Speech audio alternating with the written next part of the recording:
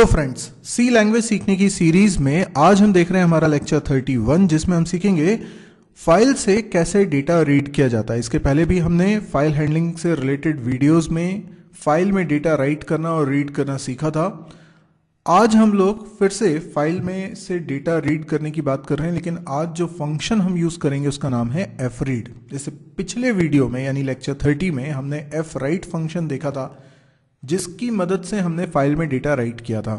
उसी एग्जाम्पल को आज मैं कंटिन्यू करूंगा और fread फंक्शन की मदद से फाइल में जो हमने डेटा राइट किया था उसको रीड करेंगे।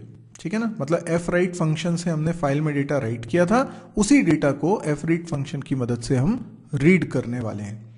तो आइए देखते हैं सबसे पहले fread फंक्शन का सिंटेक्स क्या है। fread फंक्शन में 4 आर्ग्यूमेंट्स पास होते हैं। यदि आपको याद है तो fwrite फंक्शन में भी 4 आर्ग्यूमेंट्स पास होते हैं। और मेरी आपसे रिक्वेस्ट है कि अगर आपने fwrite वाला वीडियो यानी लेक्चर 30 नहीं देखा है तो पहले आप उसको ज़रूर देख लें ताकि आपको ये उसके सीक्वेंस में इजीली समझ में आए। ओके, fwrite फंक्शन के अंदर हम 4 आर्ग्यूमेंट पास करते हैं। सबसे पहला आर्ग्यूमेंट क्या है? एड्रेस। किसका एड्रेस है ये? तो जब हम फाइल से डेटा रीड कर रहे हैं, लेट से ये फाइल है और इसमें हमने जो एग्जांपल लिया था वो था बुक का रिकॉर्ड हम राइट कर रहे थे, है ना।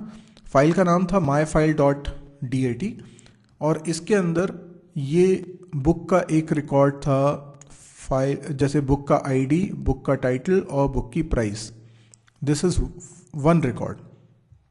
फिर एक और बुक का आईडी, एक और टाइटल, एक और प्राइस, ये दूसरा रिकॉर्ड हो गया। तो इसको एक एक रिकॉर्ड बोल रहे हैं। तो फाइल के अंदर ऐसे कई सारे रिकॉर्ड्स हो सकते हैं। हमारा मकसद है ये फाइल के अंदर के रिकॉर्ड्स को रीड करके अपने प्रोग्राम के वेरिएबल्स में रखना। तो हम जानते हैं किसी भी फाइल को एक्सेस करने के लिए ज़रूरी है फाइल पॉइंटर। तो हम अपने प्रोग्राम में एक फाइल पॉइंटर तो बनाने वाले हैं। फाइल पॉइंटर क्या है? बेसिकली फाइल नाम का एक डेटा टाइप होता है जो stdio.h में डिक्लेयर्ड है। हम उस डेटा टाइप का एक पॉइंटर बना रहे हैं जो कि fp नाम में रखूंगा। फाइल पॉइंटर है तो हम जानते हैं कोई भी पॉइंटर जिस टाइप का होता है उसी टाइप के वेरिएबल का एड्रेस कंटेन करता है। तो अगर ये पॉइंटर फाइल टाइप का है तो फाइल टाइप का ही एक वेरिएबल होना चाहिए। फाइल टाइप का वेरिएबल हम नहीं बनाते बल्कि fopen फंक्शन जब हम कॉल करते हैं तब बनता है और उसका एड्रेस किस में चला जाता है? fp यानी फाइल पॉइंटर में। ये जो फाइल टाइप का वेरिएबल है ये फाइल की तमाम इंफॉर्मेशंस रखता है। बेसिकली हार्ड डिस्क में होती है आपकी फाइल। यस, हार्ड डिस्क में आपकी फाइल होती है, जैसे कि myfile.dat कहाँ रखी है? हार्ड डिस्क में। जब आप fopen फंक्शन अपने प्रोग्राम में कॉल करेंगे और इस फाइल का नाम मेंशन करेंगे तो होगा ये कि ये फाइल रैम में लोड हो जाएगी। ये पूरा का पूरा पोर्शन में रैम बोल रहा हूँ, रैम में हमारे प्रोग्राम को जो मेमोरी मिली उसको बोल रहा हूँ। तो ये फाइल ओपन हो जाएगी fopen फंक्शन की मदद से, जिसका मतलब ये होता है कि हमारे प्रोग्राम में कुछ मेमोरी एलोकेट हो जाएगी इस फाइल के कंटेंट को रखने के लिए। और ये बेसिकली क्या कहलाता है? बफर। ये बफर ये एक मेमोरी ब्लॉक है जिसमें फाइल का कंटेंट आ चुका है और इस बफर वाले ब्लॉक को पॉइंट करने के लिए चाहिए एक पॉइंटर। और ये पॉइंटर कहाँ है? फाइल टाइप के वेरिएबल के अंदर। तो fopen फंक्शन क्या क्या करेगा? एक तो फाइल को ओपन करेगा, मतलब फाइल के बारे में जो इंफॉर्मेशंस हैं वो फाइल टाइप के वेरिएबल में रखता है। यानी fopen फंक्शन एक तो फाइल टाइप का वेरिएबल बनाता है जिसके अंदर बहुत सारे वेरिएबल्स होते हैं, क्योंकि ये स्ट्रक्चर है एक। इसमें किसी में लिखा है कि फाइल का साइज क्या है और फाइल से रिलेटेड कई सारी इंफॉर्मेशन इसके अंदर रखी हुई है, जिसमें से एक पॉइंटर भी होता है जो इस ब्लॉक को पॉइंट करता है, इस बफर को पॉइंट करता है। तो fopen फंक्शन ने एक तो फाइल टाइप का वेरिएबल बनाया, एक बफर बनाया, बफर में फाइल का डेटा रखा और इस बफर का एड्रेस इस पॉइंटर में रख दिया। और fopen फंक्शन ने इस फाइल टाइप के वेरिएबल के एड्रेस को रिटर्न किया जिसको हमने fp में स्टोर कर लिया। ठीक है, इसके बाद अब हम क्या चाहते हैं? रिकॉर्ड रीड करना। रिकॉर्ड रीड करना है तो मान लीजिए मैंने बुक टाइप का, बुक एक डेटा टाइप मैंने स्ट्रक्चर की मदद से बनाया हुआ है, तो बुक टाइप का एक वेरिएबल बनाया है लेट से b1। तो b1 क्या है? एक वेरिएबल है जिसके अंदर 3 वेरिएबल्स होंगे, बुक आईडी, टाइटल नाम का एरे और प्राइस नाम का एक वेरिएबल। अब ये 3 वेरिएबल्स ये 3 इंफॉर्मेशन कंटेन करेंगे, लेकिन इंफॉर्मेशन कहाँ रखी है? फाइल में। तो fread फंक्शन क्या करेगा? पहला रिकॉर्ड रीड करके इस b1 में रखेगा। अब ये कैसे होगा? तो fread फंक्शन के अंदर जो 4 आर्ग्यूमेंट्स हमको पास करने हैं, उसमें पहला आर्ग्यूमेंट हम पास करेंगे एड्रेस ऑफ b1। ये पहला आर्ग्यूमेंट होगा। क्यों? जहां पर हमें फाइल से डेटा लाकर रखना है उस जगह का एड्रेस हम देते हैं। फिर दूसरा डेटा होता है साइज ऑफ द रिकॉर्ड, मतलब जो रिकॉर्ड आप रीड कर रहे हो उसका साइज क्या है। तो उसका साइज उतना ही है जितना कि b1 का साइज है। तो हम दूसरा आर्ग्यूमेंट जो पास करेंगे वो हो जाएगा साइज ऑफ b1। ठीक है। तीसरा आर्ग्यूमेंट होगा नंबर ऑफ सच रिकॉर्ड्स, तो मैं लिखूंगा 1। और चौथा आर्ग्यूमेंट होगा फाइल पॉइंटर। तो इस तरह से 4 आर्ग्यूमेंट्स हमारे fread फंक्शन में पास होंगे। तो आइए, अगर आपको समझ में आया हो तो इसको हम प्रोग्राम करके बनाते हैं। तो ये हमें प्रोग्राम बनाना है। ठीक है। देखिए stdio.h हेडर फाइल को मैंने इंक्लूड किया हुआ है, और यहाँ पे ये भी देख सकते हैं कि बुक नाम का एक स्ट्रक्चर हमने डिफाइन किया है। इसमें बुक आईडी, टाइटल और प्राइस नाम के 3 वेरिएबल्स हैं। अब मैं मेन फंक्शन बना रहा हूँ। मेन फंक्शन में सबसे पहले मैंने बुक टाइप का एक वेरिएबल बना लिया है b1, इसलिए कि मैं जब फाइल से डेटा रीड करूँगा तो वो b1 में ला के रखूँगा। इसके बाद मैं फाइल टाइप का ही एक पॉइंटर वेरिएबल बना रहा हूँ। हम जानते हैं इस पॉइंटर वेरिएबल में वैल्यू कब आएगी, एड्रेस कब आएगा? जब fopen फंक्शन करेगा एड्रेस रिटर्न। fopen फंक्शन को मुझे बताना पड़ेगा कि मैं किस फाइल की बात कर रहा हूँ, myfile.dat। ये फाइल हम ऑलरेडी बना चुके हैं। इसके बाद मैं क्योंकि रीड करना चाहता हूँ तो R मोड में ओपन करूँगा, पर ये fread और fwrite दोनों फंक्शंस हम बाइनरी मोड के लिए यूज़ करते हैं, तो RB लिखूँगा, that is for binary mode. मेरी फाइल ओपन हो गई है। हो सकता है ना हुई हो, तो मुझे ये चेक करना है, क्योंकि रीड मोड में जब भी हम ओपन करते हैं और फाइल अगर पहले से एग्जिस्ट नहीं करती है तो नई फाइल क्रिएट नहीं होगी। तो मैं यहाँ पर चेक करता हूँ कि क्या fp में नल है ना, या ऐसा लिखता हूँ इक्वल टू नल। अगर नल है तो इसका मतलब क्या है? फाइल ओपन नहीं हो पा रही है, फाइल मिल ही नहीं रही है। तो printf फाइल नॉट फाउंड, और इनफैक्ट इसके बाद प्रोग्राम को ही एंड कर देना चाहिए। तो मैं यहाँ पर करली ब्रैकेट लगा देता हूँ, और ये इफ़ की बॉडी के अंदर मैं एक और स्टेटमेंट लिख देता हूँ exit 1। ठीक है। अगर ये इफ़ ब्लॉक नहीं चला, मतलब fp में नल नहीं हुआ, तो मतलब फाइल ओपन हो चुकी है, और फिर ये इफ़ के आगे वाला कोड चलेगा। इफ़ के ब्लॉक में अगर चले गया तो इसका मतलब है प्रोग्राम एंड हो जाएगा, एग्जिट फंक्शन चल जाएगा। तो अभी इफ़ में नहीं गए होंगे, इसलिए तो आप इफ़ के नीचे वाली लाइन तक पहुंच पा रहे हैं। अब हमको क्या करना है? अब हमें रीड करना है। तो हमें लिखना है fread फंक्शन, जिसमें हम सबसे पहले लिखेंगे एड्रेस ऑफ b1, जिसमें मुझे लाके रखना है रिकॉर्ड को। फिर मुझे लिखना है साइज ऑफ b1, और फिर कितने रिकॉर्ड्स? 1 रिकॉर्ड। कहाँ से रीड कर रहे हैं? fp। ये क्या हुआ? पहला रिकॉर्ड रीड होके b1 में आ गया। अब b1 की वैल्यू मैं प्रिंट करा सकता हूँ। कैसे प्रिंट कराऊंगा? printf, स्क्रीन पे प्रिंट कराता हूँ। 3 चीज़ें मुझे प्रिंट करानी है।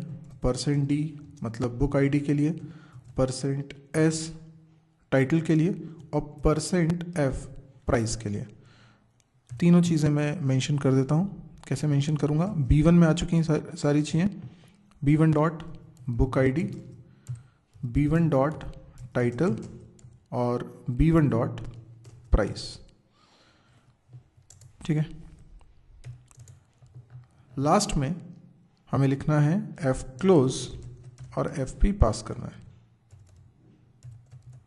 ओके, ये हमारा प्रोग्राम बन चुका है। हम इसको रन करके देख सकते हैं। लेकिन ध्यान रखिए, जब मैंने पिछले प्रोग्राम में पिछली बार जब fwrite फंक्शन समझा रहा था पिछले वीडियो में, तो मैंने यही प्रोग्राम बनाया था। उसमें मैंने डेटा राइट किया था। तो वहाँ मैं 2 डेटा राइट कर चुका हूँ, यानी फाइल में 2 रिकॉर्ड रखे हुए हैं। पर ये जो प्रोग्राम हमने बनाया, इससे सिर्फ पहला वाला रिकॉर्ड रीड होगा और वही दिखाई देगा। तो एक बार मैं इसको रन करके बताता हूँ, फिर चलिए तो बिल्ड एंड रन पे क्लिक करता हूँ। ये मैंने क्लिक किया और देखिए प्रोग्राम रन हो गया है और आउटपुट भी आ रहा है 100 ड्रिलिंग सी 345.5, यानी कि जो हमने रिकॉर्ड स्टोर किया था वो हमको दिख रहा है, पहला रिकॉर्ड दिख रहा है। फाइल में 2 रिकॉर्ड रखे हुए हैं लेकिन एक ही रिकॉर्ड हमने रीड किया है, क्योंकि fread फंक्शन जब हमने चलाया तो उसमें एक ही रिकॉर्ड रीड करने का प्रोविज़न हमने रखा है, तो पहला रिकॉर्ड हमें दिख रहा है। ठीक है, अब हम क्या चाहते हैं कि हम फाइल में अगर बहुत सारे रिकॉर्ड्स हैं सारे के सारे रीड करके और स्क्रीन पर डिस्प्ले करें। हमें नहीं मालूम कि फाइल में एक्चुअल में कितने रिकॉर्ड्स हैं, ठीक है ना, हमें नहीं मालूम कि फाइल में कितने रिकॉर्ड्स हैं। तो फिर हम कितनी बार fread को कॉल करें, क्योंकि fread पहली बार कॉल होगा तो पहले रिकॉर्ड को रीड करेगा, और जब मैं दूसरी बार fread को कॉल करूंगा तो ऑटोमेटिकली वो दूसरे रिकॉर्ड को ही रीड करेगा। इंटरनली जो बफर को पॉइंट करने वाला पॉइंटर होता है वो आगे बढ़ता जाता है। तो fread को रिपीटेडली कॉल करने से वो अगले रिकॉर्ड को रीड करता है। तो fread को मुझे कॉल कितनी बार करना है, जितने रिकॉर्ड्स हैं, पर हमें यही तो नहीं मालूम कि कितने रिकॉर्ड्स हैं। तो फिर कैसे करें, इसको करने के कई तरीके हो सकते हैं। एक सिंपल सा तरीका मैं बता रहा हूँ। वाइल लिखा, fread फंक्शन जो वैल्यू रिटर्न कर रहा है वो अगर ग्रेटर देन 0 है तो फिर ये लूप चलेगा और क्या होगा, b1 के अंदर जो वैल्यू है वो प्रिंट हो जाएगी। और ये लूप कब तक चलेगा, जब तक कि रिकॉर्ड है। देखिए एक बार मैं पहले इसको चला के बताता हूँ। आप देख सकते हैं 2 रिकॉर्ड्स दिख रहे हैं, 100 ड्रिलिंग सी 345, उसके बाद फिर 101 PHP और उसकी प्राइस 546। इसका ये हुआ, अभी मैं यहाँ पे न्यू लाइन लगा दूंगा तो ये अलग अलग लाइन से भी दिखाई देंगे। \n लगा देता हूँ, है ना।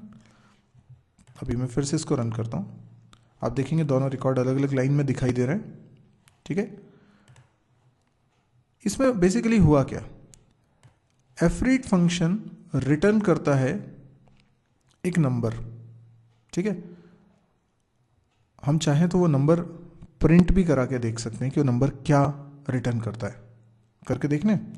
जब ये 0 से बड़ी वैल्यू एंटर कर रहा है दैट मीन्स अभी उसने रिकॉर्ड रीड किया है। ठीक है, अभी मैं आपको यहाँ बताता हूँ प्रिंट करा के कि क्या वैल्यू ये रिटर्न करता है। ठीक है ना, जैसे मैं एक वेरिएबल और बना लेता हूँ जस्ट आपको समझाने के लिए। ए नाम का वेरिएबल मैंने बना लिया और जो कुछ भी है ए में ये असाइन करवा लिया। ठीक है, एंड ए में क्या असाइन करवा लिया, fread ने जो रीड किया था। अभी मैं ये कोड हटा रहा हूँ, ठीक है, क्योंकि हमें समझना है कि ए में क्या है ना। और यहाँ पे प्रिंट करवा देता हूँ ए की वैल्यू, जस्ट ये जानने के लिए कि क्या रिटर्न किया उसने। ठीक है, बाकी चीज़ें तो एज इट इज़ प्रिंट हो जाएंगी। अभी मैंने इसको रन किया, देखिए सबसे पहले क्या प्रिंट हुआ, a = 1। देखिए ये 100 तो उसके बाद लिखा है, ये 1100 नहीं है, ये a = 1, उसके बीच में मैंने गैप नहीं डाला है, तो a = 1 अलग है और 100 ड्रिलिंग से ये सब अलग है। अच्छा, अभी मैं इसको दूसरी बार चलाऊं, एक और बार चलाता हूं इसी लाइन को, तो क्या होता है। फॉर एग्जाम्पल मैंने एक और बार चलाया, अब मैं फिर से प्रिंट कराता हूं ए की वैल्यू, है ना, ए की वैल्यू एक बार फिर प्रिंट कराता हूं। अब दूसरी बार में क्या आउटपुट आता है देखते हैं। दूसरी बार में भी 1 आ रहा है, यानी पहली बार में भी ए की वैल्यू 1 आई थी और दूसरी बार में भी ए की वैल्यू 1 आई है। तो जब पहला रिकॉर्ड रीड किया उसने तो 1 रिटर्न किया। फाइल में 2 रिकॉर्ड हैं तो दूसरा रिकॉर्ड रीड हुआ होगा fread फंक्शन के कॉल होने से, तो क्या रिटर्न किया उसने, फिर 1 रिटर्न किया। अगर मैं एक और बार इसको कॉल करता हूं, अब रिकॉर्ड नहीं है फाइल में, ध्यान रखिएगा 2 ही रिकॉर्ड थे, तो तीसरी बार जब fread चलेगा तो ए में क्या वैल्यू आती है इसको समझना है। तो आप देख सकते हैं ए की वैल्यू 0 आ रही है, इसका मतलब 1 या 0 वो रिटर्न करता है। 1 0 को ट्रू फॉल्स की तरह मानिए। अगर फाइल में रिकॉर्ड है, एफ रीड ने रिकॉर्ड रीड किया है तो वो रिटर्न करता है 1। अगर फाइल में रिकॉर्ड ही नहीं बचे हैं तो वो रीड नहीं कर पाएगा और रिटर्न करेगा 0, दैट इज फॉल्स। तो जब तक 0 नहीं आता है तब तक हम एफ रीड को चलाते रहेंगे। ठीक है, समझ में आई बात? तो इसीलिए मैंने यहाँ पर एक लूप लगाया था, एक को हटा देता हूँ अब मैं, वाइल लूप लगाया था, और इस लूप के अंदर मैंने लिखा था एफ रीड जो रिटर्न कर रहा है वो जब तक ग्रेटर देन 0 है, मतलब 1 रिटर्न करता रहेगा तो रिकॉर्ड है, और जैसे ही उसने 0 रिटर्न किया वैसे ही समझ लो कि रिकॉर्ड खत्म हो गए, तो ये लूप हो जाएगा टर्मिनेट। समझ में आया क्या? अगर आपको ये वीडियो समझ में आया हो तो आप इसको लाइक करिए, और यदि आपको ऐसा लगता है कि इस तरह के और वीडियोस देखने में आप इंटरेस्टेड हैं तो इस चैनल को ज़रूर सब्सक्राइब करिए। मेरी एक वेबसाइट भी है www.mysirji.com, इसको भी विजिट करें। इस वेबसाइट पे आपको C++, जावा, PHP, MySQL या डेटा स्ट्रक्चर, DBMS जैसे सब्जेक्ट्स मिलेंगे। कैंपस प्रिपरेशन से रिलेटेड भी आपको वीडियोस मिलेंगे, प्रोग्रामिंग एक्सरसाइज से रिलेटेड वीडियोस भी मिलेंगे, और डेली कम से कम 2 वीडियो तो मैं आज की डेट में अपलोड कर ही रहा हूँ। भविष्य में हो सकता है इससे ज़्यादा भी अपलोड करूँ हर रोज़।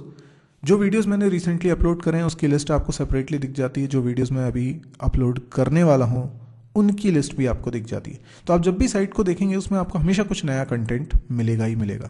तो आप इस साइट को एक तो बुक मार्क कर लीजिए, ये आपके, अगर आप स्टूडेंट हैं तो आपके लिए तो बहुत ही यूज़फुल है। दूसरी बात, यदि आपको लगता है कि ये बहुत ही यूज़फुल है, क्यों? क्योंकि एक तो ये फ्री ऑफ कॉस्ट है, दूसरा ये हिंदी में है, तो बहुत लोगों के काम आ सकता है। अगर आपको वाकई ऐसा लगता है तो आप इसको प्लीज़ अपने फेसबुक वॉल पे शेयर ज़रूर करिए, क्योंकि हमारा मकसद ये है कि फ्री में एजुकेशन मिलनी चाहिए। एजुकेशन सबका अधिकार है, और ये जब तक हमें सही से नहीं मिलेगी तब तक हम अपनी लाइफ को अपलिफ्ट नहीं कर सकते। तो अगर हमें आगे बढ़ना है, लोगों को बढ़ाना है, देश को बढ़ाना है, तो हमें इस तरह के वीडियोस को जितना हो सकता है दूसरों तक पहुंचाना है, शेयर करना है। तो इसलिए मैंने ये फ्री ऑफ कॉस्ट वीडियोस बनाए हुए हैं, सब लोग देखिए और अपने दोस्तों को भी बताइए। Thank you.